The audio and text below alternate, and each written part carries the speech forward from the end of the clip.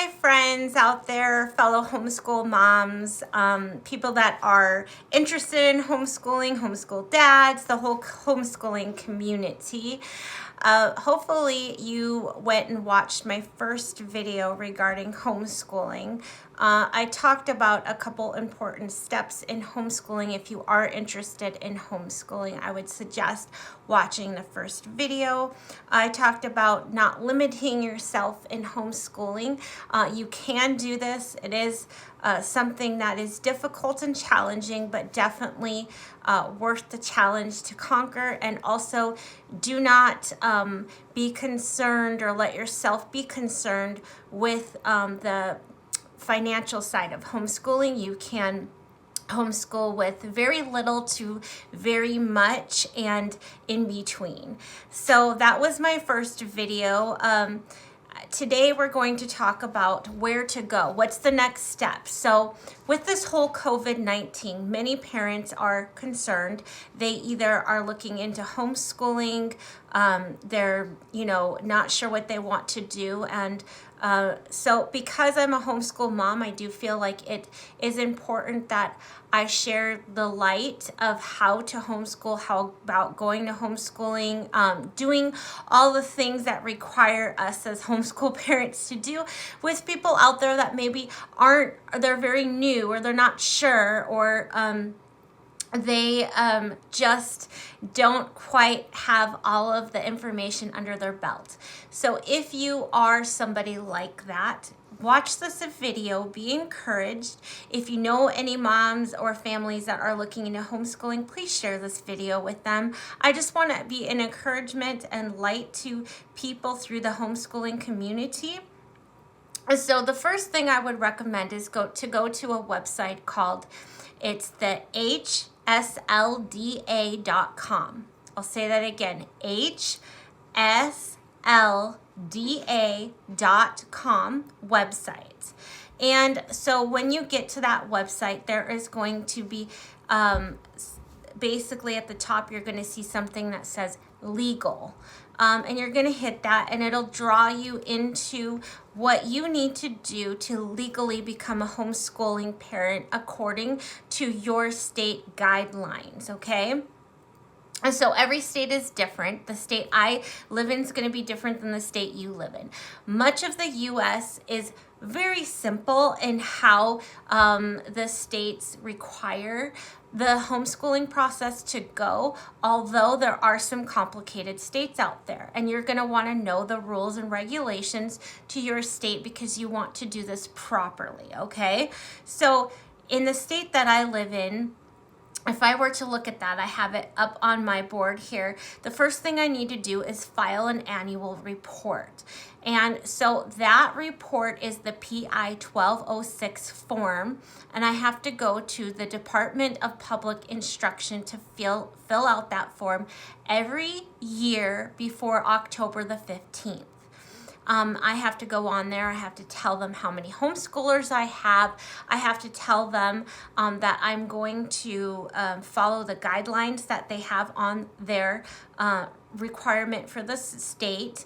I have to tell them what grades I am, although there is a button that you can push on there that basically says that you would rather not give that information out. And that's typically what my husband and I do every year. The less information the state has on homeschoolers, the better.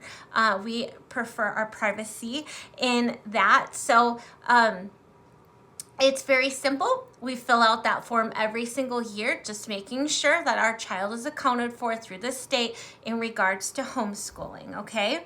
And then the requirements of the state after that are to homeschool 875 hours a year, and in those hours you need to instruct them, provide them with the instruction of the following subjects regarding reading, language arts, mathematics, social studies, science, and health. So pretty simple. That's really all it comes down to. As an example, in the state of Nevada, I believe all you have to do is just give the school notice that you are no longer going to be with them.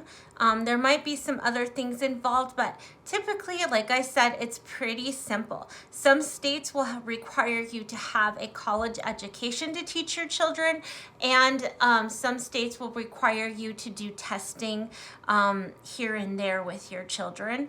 And so depending on what you're willing to do, there, like I said, there's many different guidelines there. So first off, don't freak out. You most likely will live in a state where things will be pretty simple, and just take one step at a time with that. If you live in a state where it is complicated, either you can't homeschool your child because you don't have a college education, there's also other ways of going about that, maybe hiring somebody. So just take it one step at a time and look at that first. Now, as an example, real quick, I'll get into how we make those 875 hours work for us. We homeschool throughout the year. So you might say, oh, that's just too much. Well, I'll explain, but if that doesn't work for you, remember, you can make homeschooling work many times the way that works for you and your family. So we homeschool year-round. Typically, public school is 9 months, and then you take 3 months off kind of situation. Well, instead of doing that, we do homeschooling about 4 times a week, and then we take 3 days off.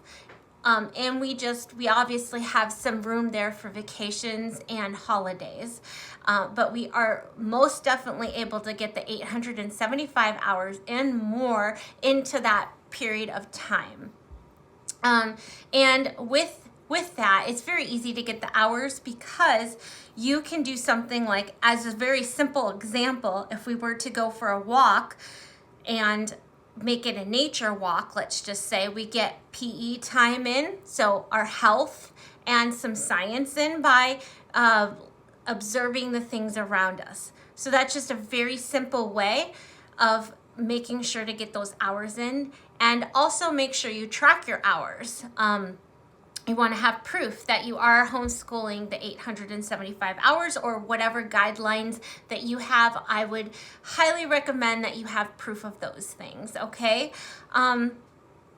So we homeschool, like I said, year-round, and we obviously do curriculum with that, but we also have the living homeschool where we're able to do things like go swimming. We have a pool in our backyard now, a 15-foot trampoline, so the kids are able to enjoy the summer and have some of those things to do for PE class and getting them outside.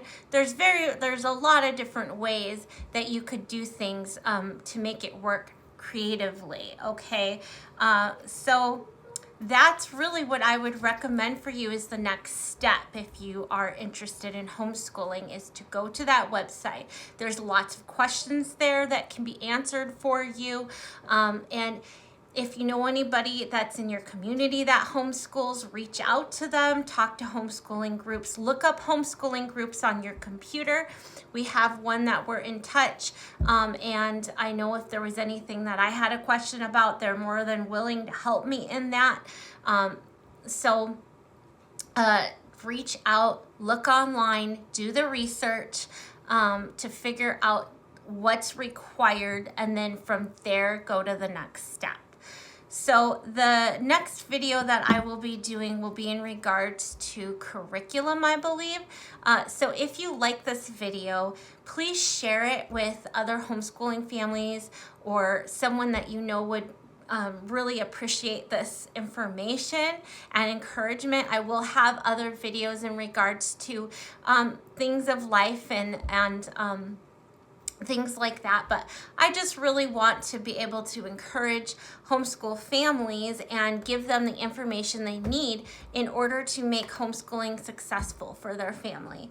So anyways, thank you so much for your time. I appreciate it, and YouTube, all you YouTubers have a great day.